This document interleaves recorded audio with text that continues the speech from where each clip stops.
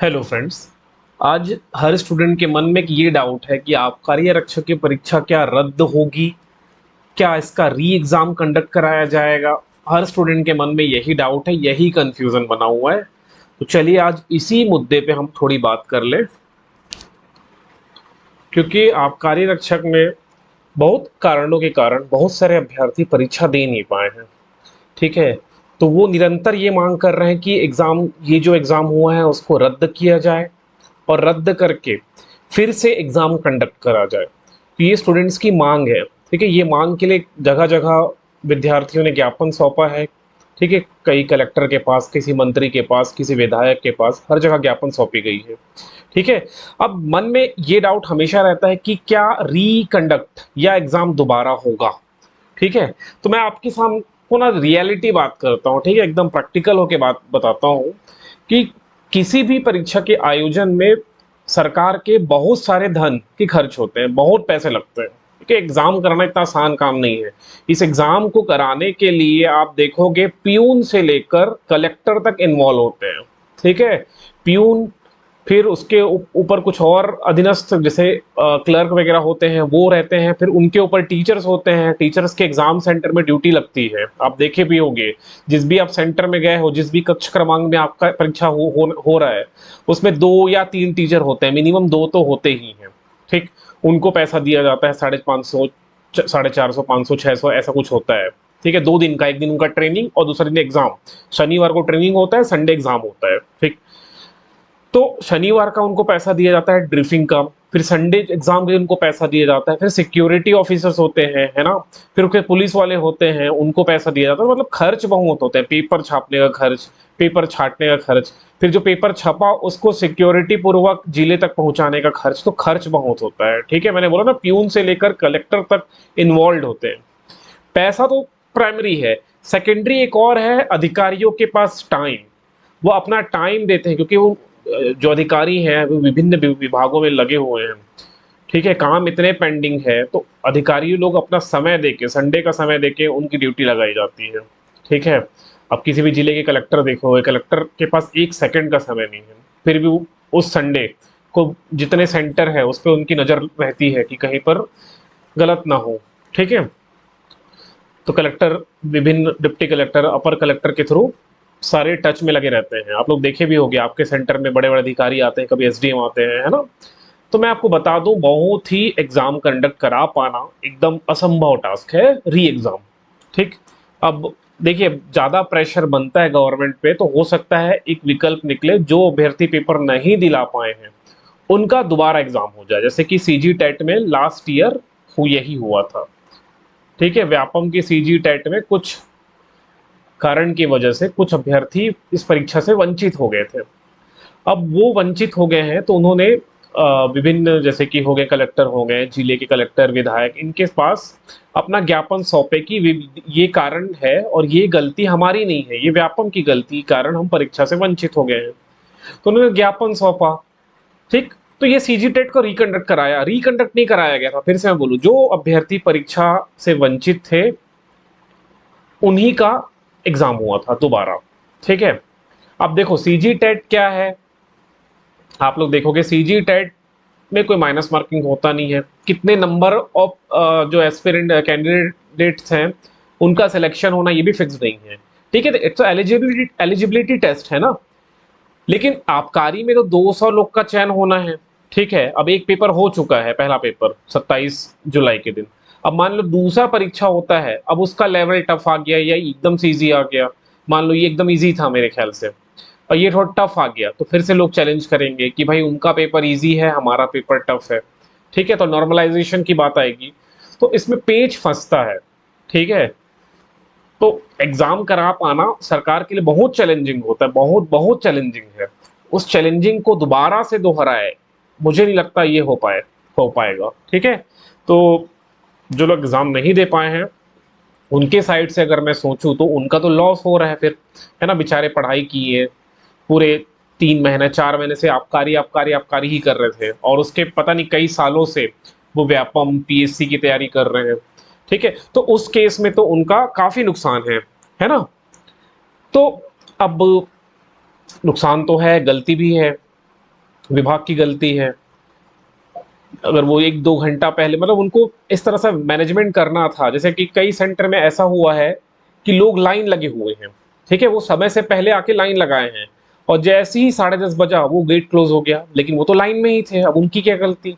तो उस सेंटर में ज़्यादा कर्मचारी की ड्यूटी लगानी चाहिए थी, जांच के लिए जो फ्रिस्किंग होने वाला था उसके लिए ज़्यादा कर्मचारी की लगानी चाहिए थी, है ना। 10:30 बजे आप गेट गेट क्लोज कर दिए, तो ऐसे में कैंडिडेट को समस्या तो हुई है, ठीक है। अब इसका व्यापम को उचित इस समस्या का समाधान निकालना चाहिए, ठीक, जिससे मैंने कहा ना, परीक्षा कराना बहुत पैसे वाली बात है, बहुत पैसा खर्च होता है, तो री एग्जाम 2,70,000 बच्चों को करा पाना असंभव है, ठीक है। फिर भी देखिए क्या होता है, प्रेशर तो गवर्नमेंट के ऊपर है, ठीक।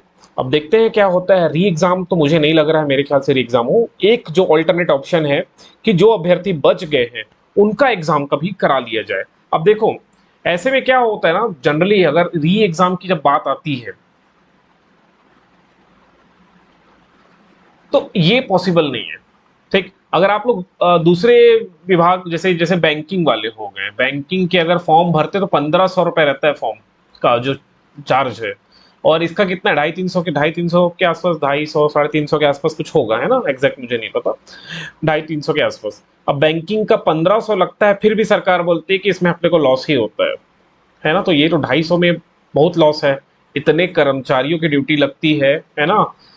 इवन कई जिलों में तो कर्मचारी की कमी हो जाती है, तो कई लोग जो छुट्टी में गए हैं ना, उनका छुट्टी कैंसिल करके वापस उनको बुलाया जाता है कि भाई इस दी तारीख को एग्जाम है और कर्मचारी की कमी है, तो आपकी छुट्टी कैंसिल करा के आपको एग्जाम में लगाया जाता है, ठीक है। एग्जाम और चुनाव, चुनाव तो बहुत भयानक प्रोसेस है, चुनाव तो छोड़ दो, एग्जाम भी बहुत कंझट का काम है। एक तो सिक्योरिटी, ठीक, पेपर लीक ना हो इसको भी रखा जाता है, सारे अधिकारी जितने बड़े अधिकारी होते हैं, कलेक्टर वगैरह, उनके ऊपर बहुत प्रेशर होता है इसके लिए, राइट।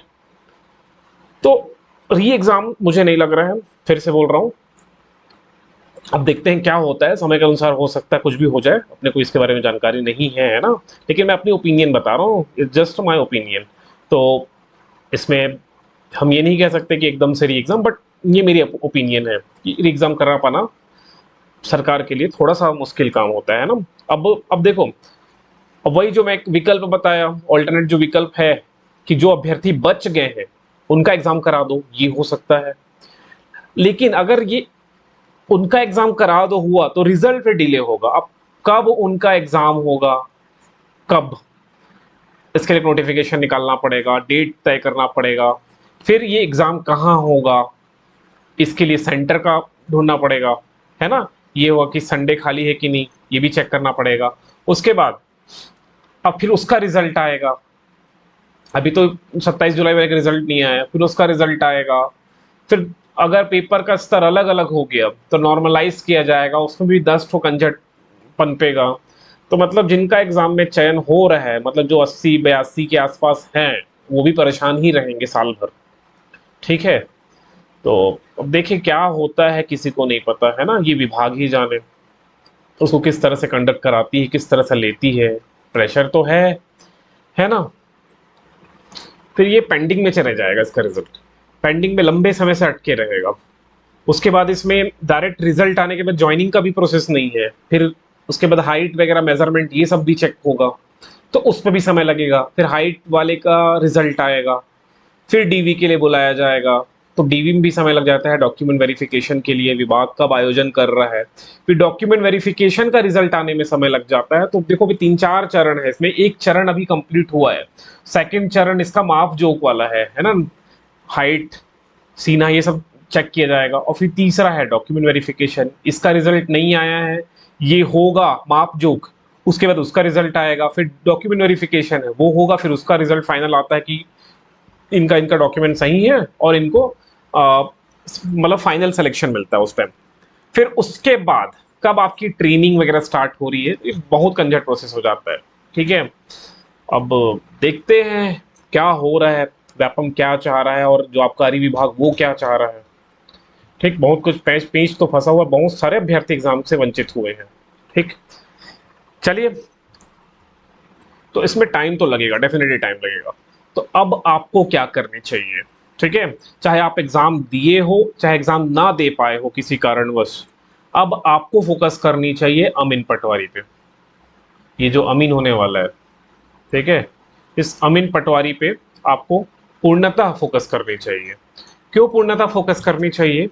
मैंने बताया आपको, अभी एक चरण कंप्लीट हुआ है, दूसरा चरण उसका नाप जोख वाला है, वो कब हो रहा है इसका कोई आइडिया नहीं है, कितने गुने को बुलाया जा रहा है इसका कोई आइडिया नहीं, फिर इसका रिजल्ट कब आएगा, तो समय लगेगा। तब तक अमीन हो जाएगा, 120 दिन के आसपास, 4 महीने का समय है, तब तक अमीन हो जाएगा। अगर आप इसी सब में फंसे रहोगे तो अमीन की तैयारी नहीं कर पाओगे, है ना। आबकारी आरक्षक में तो हाइट की वजह से कई सारे कैंडिडेट्स बाहर हो गए, फॉर्म ही नहीं डाले होंगे या तो एग्जाम ही नहीं दिए होंगे हाइट की वजह से। लेकिन अमीन में ये कोई लफड़ा ही नहीं है हाइट का, तो इसमें तो सब जाएंगे। इसकी तैयारी कई लोग हालांकि स्टार्ट ही कर दिए होंगे आबकारी के पहले ही। क्यों? क्योंकि आबकारी नहीं दे पा रहे हैं। अब आबकारी नहीं दे पा रहे हैं तो अमीन की तैयारी तो वो कर ही रहे होंगे, है ना। तो आप अगर इन सब में उलझे रहोगे कि एग्जाम री एग्जाम होगा कि क्या होगा, रद्द होगा, इस बार इसमें उलझे रहोगे तो आपका ही लॉस है, लॉन्ग टर्म लॉस इसी में है। ठीक है, तो मेरी सलाह यही है आप सभी से, अब जो होना था हो चुका है, अब उसको आप कुछ नहीं कर सकते। आपने अपने तरफ से, जैसे जो एग्जाम से वंचित है, वो अपने तरफ से जिन जिन संबंधित अधिकारी हैं उनको आप अपना ज्ञापन सौंप दिए होगे, अपना आवेदन लगा दिए होगे। अब आपको क्या करना चाहिए? अब आपने आवेदन लगा दिया, चाहो तो आप अन्य प्रक्रिया भी अपना सकते हो, है ना, बहुत सारे प्रोसेस होते हैं, मैं यहाँ डिस्कस नहीं करूंगा। तो उसके बाद अब आपको क्या करनी चाहिए? अमीन पटवारी की तैयारी करनी चाहिए, क्योंकि ये हो सकता है अब इसमें डिले हो। ठीक है, आमीन पटवारी के एग्जाम पहले हो जाएगा, 7-8 दिसंबर कुछ है, ठीक है, डेट देख लेना, दिसंबर के फर्स्ट वीक में आई थिंक है ये एग्जाम। तो आप इसकी तैयारी स्टार्ट कर दीजिए, राइट। बाकी जो डाउट रहेगा वो कमेंट करिएगा। व्हाट्सएप नंबर 8, आप ये मुझे व्हाट्सएप भी कर सकते हैं, नंबर है 8109252008। ठीक है, और कोई समस्या चाहिए, समस्या है, समस्या तो ऑलरेडी ऑलरेडी समस्या तो मिल ही चुका है ना। मैं बोला समस्या का समाधान चाहिए, समस्या का समाधान चाहिए, तब इस नंबर पे व्हाट्सएप करिएगा, समस्या के लिए व्हाट्सएप नहीं करना है, ठीक है। चलिए, बाकी कोई डाउट हो तो कमेंट करिएगा।